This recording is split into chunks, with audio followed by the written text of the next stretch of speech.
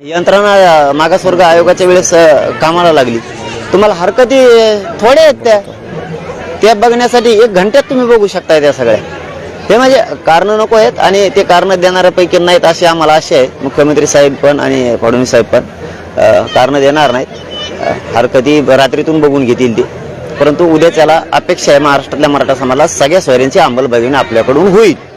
आता असं दिसतंय की उद्या विशेष करून एक वेगळा प्रवर्ग आणि त्या संदर्भातलं मराठ्यांना आरक्षण असं दिसतंय। सगळे सोयऱ्यांबद्दल निर्णय नाही झाला तर तुमची भूमिका काय असेल? उद्या जो कायदा होणार आहे त्याचं तर महाराष्ट्रात कौतुक केलं जाणार आहे, आनंदही व्यक्त केला जाणार आहे। कारण हे 150 जणांसाठी लागतंय ते 2-3 जणांची मोठ्या लोकांची मागणी होती। शेवटी मोठ्याल्यांचं चलतं, गोरगरिबांचं चलत नाही। मोठ्यांनी गरीबाला द्यायला पाहिजे, पण गरिबांनीच तो कायदा पारित करायला लावला। याच आंदोलनाच्या माध्यमातून द्या म्हणले त्यांना पण, परंतु करोडो मराठ्यांची मागणी की 50% आतमध्ये ओबीसीतून मराठ्यांचं आरक्षण जे हक्काचं आहे ते पाहिजे। त्याच्यामुळं कुणबी नोंदी सापडल्यात आणि ज्यांच्या सापडल्या नाहीत त्यांच्यासाठी सगळ्या सोयऱ्यांची अधिसूचना सरकारनं काढली। हे याच्यातलं महत्त्वाचा विशेष आहे। त्यामुळे त्या अधिसूचनेची अंमलबजावणी सरकारला करावी लागणार आहे। जरी मागासवर्ग आयोगाचा अहवाल घेऊन सरकारनं कायदा पारित केला तरी तोही याच गोरगरिबाच्या आंदोलनामुळे त्यांना ते मिळतंय। परंतु याचा अर्थ असा नाही की तुम्ही सगळे सोयऱ्यांची अधिसूचना तुम्हीच काढली आणि अंमलबजावणी करणार नाही, तर असं होणार नाही। तुम्हाला अधिसूचना त्याची अंमलबजावणी करावीच लागणार आहे। नसता 21ला आंदोलनाची दिशा ठरणार आहे, मग मात्र बोलणं सुद्धा बंद होऊ शकतं। आता उद्या याच्यानंतर तुमच्या आंदोलनाची दिशा कधी ठरणार आहे? उद्या अधिवेशन पूर्ण होईल असं वाटत नाही, परवा दिवशी पण जाऊ शकतो। उद्याच लक्षात येईन आमच्या हे काय करणार आहेत, कारण त्यांनी स्पष्ट भूमिका सकाळी होईल त्यांची, आज होईल। आजचा दिवस आहे, उद्याचा दिवस आहे। अधिवेशन सुरू व्हायच्या अगोदरही स्पष्टीकरण देऊ शकतात की आम्ही चर्चा करणार आहेत 20 तारखेला किंवा 21ला। आम्ही 21चीच वाट बघणार आहेत, कारण 21ला करतील ना ते भागांकडे आता नाही पडत। आम्ही 20ला आमच्या लक्षात येईल की हे सगळ्या सोयऱ्यांची अंमलबजावणी करणार आहेत का नाही। परंतु महाराष्ट्राच्या मराठा समाजाच्या वतीनं सगळ्या पक्षाच्या आमदारांना आणि मंत्र्यांना विनंती आहे की तुम्ही सगळ्यांना जी समाजाची मागणी की सगळ्या सोयऱ्यांची अंमलबजावणी करावी, ओबीसीतून मराठ्यांना 50% आत आरक्षण देण्याची ही मराठ्यांची मागणी करोडो, आणि याच करोडो मराठा समाजाच्या वतीनं आमदार आणि मंत्री महोदयांना आणि आमदार महोदयांना विनंती की सगळ्या सोयऱ्यांच्या बाबत तुम्ही उद्या एकमताने आवाज उठवावा आणि मराठ्यांची जी मागणी आहे त्या बाजूने बोलावं। म्हणजे ओबीसीतून 50% आतून आरक्षण, जर तुम्ही ही भूमिका उद्या मांडली नाही, तुम्ही जर वेगळंच बोलत राहिलात 50% वर द्या खाली द्या, ही मराठ्यांची भूमिका नाहीये, मग याचा अर्थ असा होणार की ज्या मराठ्यांनी जे मराठ्यांचे आमदार आणि मंत्री मोठे केलेत हे मराठ्यांच्या विरोधी आहेत, यांना उद्यापासून मराठा विरोधी धरलं जाईल। दादा, सरकार जे आहे ते 50%च्या वरती आरक्षण देऊ पाहत आहे, मात्र कोर्टामध्ये कितपत टिकल असं तुम्हाला वाटतं? काय असतं दादा, आता हट्ट लय बेकार असतं।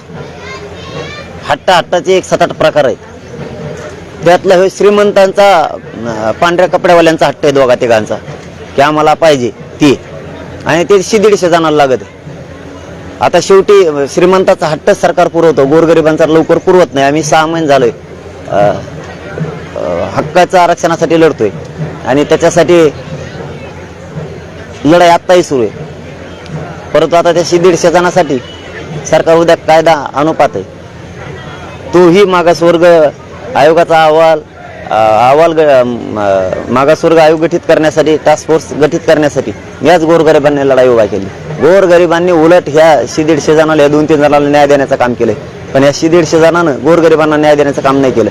गोरगरीब ओबीसीतून मागणी माहिती एकही म्हणला नाही की तुम्ही यांना ओबीसीतून यांचं हक्काचं आरक्षण द्या, पण गोरगरीब म्हणला द्या त्यांना कायदा बनवून। आणि हे उद्याचं जे असेल काय कायदा हे फक्त गोरगरिबांमुळे मिळतोय, त्यांना टिकणार नाही। तुमचा हे प्रश्न आहे, टिकणार हा भाग त्याला नाविलाज आहे, ते शोधायला ते तयार नाहीये। ते 150 जण आणि ते 2-3 हे शोधायला तयार नाहीत की आपल्याला एक पोरांचं परत मराठ्यांच्या पोराचं वाटोळ होऊ शकतं बा। जसं मागे ECBCची वेळ झालं, पोरांनी परीक्षा दिल्या, निवड झाल्या, त्यासाठी 3-4 वर्ष झाले पोरं लढते, 3-4 वर्ष। हेच उद्या बघायला जर मिळालं तर आश्चर्य वाटायला नको। त्यापेक्षा आमची मराठ्यांची मागणी करोडोंची,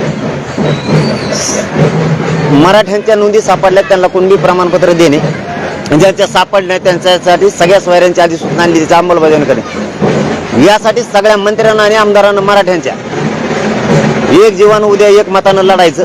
तुम्ही जर याच्या विरोधात बोलले 50% वर द्या आणि खालचं द्या तर तुम्ही 100% मराठा विरोधी आहेत. मराठी तुम्हाला मोठं करून ही उद्यापासून अर्थ निघणार आहे आणि मराठ्यांची हीच भावना आहे तुमच्या विषयात. तुम्ही ओबीसी आरक्षण 50% आतून बोलावं, वरचं एकाही आमदार महोदयाने मंत्री महोदयाने बोलू नये ही मराठ्यांची भावना आहे. तुमच्या सांगण्यावरून असं वाटतंय की 20 तारखेनंतरची जी दिशा आहे ती लोकप्रतिनिधींविरोधात असणार आहे. आता ती 21ला ठरलं. संभाजीराजे छत्रपती असं म्हणतात, म्हणजे उद्यावर अधिवेशन आलेलं आहे आरक्षणासाठी, ते म्हणतात की सरकारला आणखी वेळ दिला पाहिजे आरक्षणाच्या प्रश्नासाठी. आता लय वेळ दिलाय आपण, 6 महिन्याचा वेळ दिलाय. राजे पण साक्षीदार आहेतच ना. 6 महिन्याचा वेळ म्हणजे हा लय झाला आणि नुसता सगळे स्वर एकट्या शब्दासाठी 3.5 महिने झाले. हा लय वेळ झाला. किती अंत बघावा सरकारनं या समाजाचा. समाज नाही सोडत. आता काय असतं परत त्यांना मर्यादा आहे तसं समाजाला बी मर्यादा आहे. ज्यांना मोठं केले तेच जर आपल्या विरोधात बोलणार असले आमदार महोदय आणि मंत्री महोदय तर मराठ्यांना सुद्धा त्यांचा विचार करावा लागणार आहे. आपला असून आपल्या मागणीप्रमाणे बोलत नाही, वेगळं बोलतो. मराठ्यांना उद्या मराठ्यांच्या आमदार महोदयांना मंत्री महोदयांना उद्या सगळ्या सोयऱ्यांच्या कायद्याच्या अंमलबजावणीच्या बाजूनच बोलावं लागणार आहे आणि 50%च्या आतच बोलावं लागणार आहे. ते जर नाही बोलले आणि ते जर 50%च्या वर बोलले तर त्याचा अर्थ असा मराठी दादा एक आहे की मराठ्यांचं सामाजिक आंदोलन यापूर्वी अनेकदा उभं राहिलं होतं आणि तुम्ही एक हाती आता तुम्ही गेल्या 5-6 महिन्यापासून सलग करता. पण त्यामुळे आतापर्यंतच्या सगळ्या या परिस्थितीवर आंदोलनावर राजकीय समीकरणं काही बदललेली नाहीत आणि त्यामुळे मराठ्यांचे प्रश्न सुटत नाहीत हे आतापर्यंतचं समोर आलेलं आहे. एकही राजकीय पक्ष किंवा प्रस्थापित नेता मराठ्यांची बाजू मांडत नाही आणि मग अशा सगळ्या परिस्थितीमध्ये मग करायचं काय असा एक साधा प्रश्न सातत्यानं उपस्थित होतो. तेच सांगितलं मी आता की सर्वसामान्य करोडो मराठ्यांना असं वाटतं जे आमदार महोदयांना मंत्री महोदयांना आम्ही मोठं केलं त्याने आमच्या मागणीप्रमाणे बोलावं आणि जर ते उद्या ओबीसीतून मराठ्यांचं आरक्षण हे सगळ्या स्वराची अंमलबजावणी करावं ह्या बाजूने जर बोलला नाही तर तो मराठा विरोधी उद्यापासून धरला जाणार आहे. आमचा असला तरी त्याला पर्याय नाही. तुम्हाला आमचं म्हणून बोलाले, आमचं म्हणून ऐश्वर्य, आमचं म्हणून तुम्हाला प्रतिष्ठा आहे. आमच्याच पोरांची प्रतिष्ठा आणि आमच्याच जातीच्या गोरगरिबांची प्रतिष्ठा संपायला लागली तुम्ही मराठा विरोधी. तर तुम्ही उद्या अधिवेशनानंतर नावासकट महाराष्ट्राच्या जनतेसमोर मराठ्यांसमोर सांगणार का की हे हे हे हे हे हे हे मराठा विरोधी आहेत आणि या पुढच्या काळामध्ये मराठ्यांनी त्यांच्या सोयीनं निर्णय घ्यावा किंवा काय बोलावं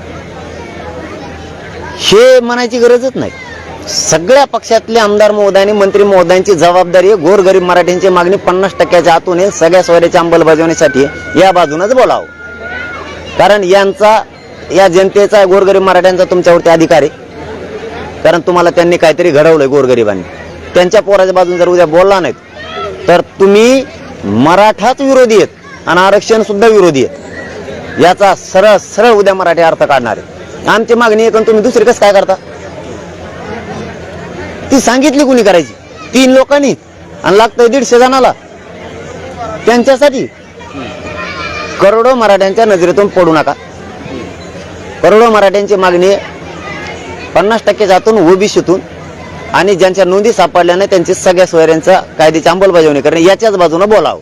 तुम्ही म्हणतात 50%च्या वरचं द्यान, वेगळं द्यान, स्वतंत्र द्यान, मराठ्याला वेगळं आरक्षण, याला नको धक्का आणि त्याला नको धक्का. धक्क्यान धुक्क्याचा काय संबंध रे?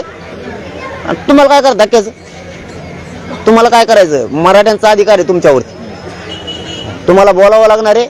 आम्ही तुम्हाला काय बोलणार नाहीत काय नाहीत. पण मग उद्यापासून तुम्ही मराठा विरोधी आहेत, मराठ्यांच्या मागणीच्या विरोधी आहेत, मराठ्यांचे पोरं बर्बाद व्हावात या विरोधी आहेत. तुमचा विरोधी बाकी.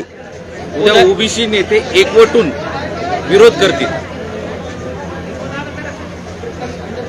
ते काय धरलेलं आहे पहिल्यापासूनच 70 वर्ष 75 वर्षापासून. आज थोडं किमान त्याची तरी त्यांना विरोध करण्यापेक्षा मी ह्या मताचा आहे त्यांचा आदर्श आमदार महोदयाने मंत्री महोदयांनी घ्यावा. किमान ते जाण तरी ठेवतात ओबीसीच्या बांधवांची, बोलतात तरी. तुम्ही थोडी तरी जाण ठेवा. आता शेवटचा टप्पा आहे मराठ्यांच्या लेकरासाठी. म्हणजे तुम्हाला असं स्पष्टपणे म्हणायचं आहे का की मंत्री छगन भुजबळ हे जसं ओबीसीची बाजू मांडून लढतायत तसं सगळ्या आमदारांनी एकवटून मराठा आमदारांनी एकवटून लढावं सभागृहात? का लढू नये हा प्रश्न आहे आमचा गोरगरीब मराठ्यांचा. का जर नोंद सापडली, समजा आमची जमिनीचा 7/12 सापडलाय आणि आमचा आधार उधारार्थ तुम्ही आमदार महोदय मंत्री महोदय तुम्ही का म्हणू नये की याचा 7/12 सापडा त्या गोरगरीबावर अन्याय होतो त्याची जमीन त्याला दी? का म्हणू नये तुम्ही? आम्ही खोटं मागतो का तुम्हाला? मंत्री महोदय मराठ्यांचे आणि आमदार महोदयांनी पक्ष सोडून सरळ सांगावं कुणबी नोंदी सापडलेल्या आहेत त्यांना आरक्षण द्यावं लागणार आहे. आम्ही ओबीसीच्या विरोधात नाही, तुम्हाला धक्का बी लागत नाही हेही बोलावं, पण त्यांचा हक्काचं आहे ते आणि ज्या नोंदी सापडल्या नाही त्यासाठी सगळ्या सोयऱ्यांचा कायदा देण्याचं सरकारनं कबूल केलंय. तुम्ही का देत नाहीत? हे सगळे आमदार मंत्री महोदयांनी का बोलू नये मराठ्यांच्या बाजूनं? मराठ्यांनी ठेका घेतलाय काय? आम्ही यांची प्रतिष्ठा वाढवायची आणि आमचे पोरं बरोबर करायचं आम्ही ठेका घेत चाललाय तुम्हाला मोठं करून? मग तुम्हाला मोठं करायचं, आमचे पोरं मोठे व्हावं म्हणून तुम्ही आमचे पोरं मोठे न होऊन देता, उलट खड्ड्यात घालायला लागले. आम्ही मागणी एक सांगतो तुम्ही तिसरी मागता. उद्या अधिवेशनानंतर मनोज जरांगे पाटील हे आता आंदोलनावर पुढचा टप्पा किंवा आंदोलनाबाबत पुढचं पाऊल टाकणार नाहीत असा एक आशावाद सरकारच्या समोर आहे, असं एक सरकारने गृहीत धरलं असावं. चांगला आशावाद आहे त्यांचा, स्वागत आहे त्यांच्या आशावादाचं, कारण ते उद्या बहुतेक अंमलबजावणी करणार आहे सगळ्या सोयऱ्यांची. मग का चांगला निर्णय आहे त्यांचा. समाज डोक्यावर घेऊन नाचून उद्या दिसन त्यांना महादिवाळीचं गुलाल किती पडतो त्यांच्या टाकोऱ्यावर. नसता 21ची तयारी केली आम्ही आंदोलनाची. अच्छा, हो. सोयऱ्यांच्या संदर्भातल्या आंदोलनाची तयारी रेडी झाली. शिवजयंती दिवशी का खोटं बोलावं? शिवजयंती दिवशी का खोटं बोलावं? बाकीचं 21ला सांगा तयारी केली आम्ही. जर आम्हाला 20ला तुम्ही अंमलबजावणी नाही केली तर 21च्या नंतर आंदोलन काय तयारी केली आहे. आम्हाला अंमलबजावणी पाहिजे. दादा, उदयनराजे भोसले असे म्हणालेले आहेत की आता आर्थिक निकषावरच आरक्षण पाहिजे. मी सांगितलं ना आत्ताच की मी तिन्ही राजगादीनं खूप मानतो, त्यामुळे त्यांच्यावरती मी कधीच बोलत नाही, कारण मी खऱ्यानेच आदर करतो, तोंडापुरता नाही. 20 तारखेनंतर तुमच्या आंदोलनाची दिशा बदलणार आहे. मग हे उपोषण त्या दिवशी सुटलं जाणार आहे. ते आता आम्ही समाज ठरवणार 20ला काय होत. आता तुम्ही फक्त बघत राहा. सरकारनं फक्त एवढी वेळ सगळे आमदार महोदयाने मंत्री महोदयांनी मराठा समाजाच्या मागणी कडून बोलावं ही मात्र आमची त्यांना हात जोडून विनंती आहे. एवढे वेळेस तुम्हाला संधी आहे गोरगरिबाचं कल्याण करायची आणि आम्हाला असे तुम्ही बोलताल. नसता आमची मागणी ओबीसी आरक्षणातून 50% आतून तुम्ही जर वेगळी केली, तुम्ही मराठ्यांच्या आरक्षणाचे विरोधी आहेत, मराठा विरोधी आहेत आणि मराठ्यांचे पोरं बर्बाद व्हावात म्हणून तुम्ही कडाडून विरोधी आहेत हे ग्राह्य धरलं जाईल. सामान्य मराठा आम्ही आमच्या ताकदीवरती लढून मग मिळू. पाटील सर, 21 तारखेचं आंदोलन जे असणार आहे त्याविषयी तुम्ही माहिती देत नाही आहेत, पण आतापर्यंत तुम्ही सातत्याने म्हणत होतात की शांततेतच आंदोलन होणार. 21चं सुद्धा शांततेतच असणार आहे का काही आक्रमक पवित्रा पाहायला मिळणार? ते 21ला ठरवलं सगळं. चलो, धन्यवाद.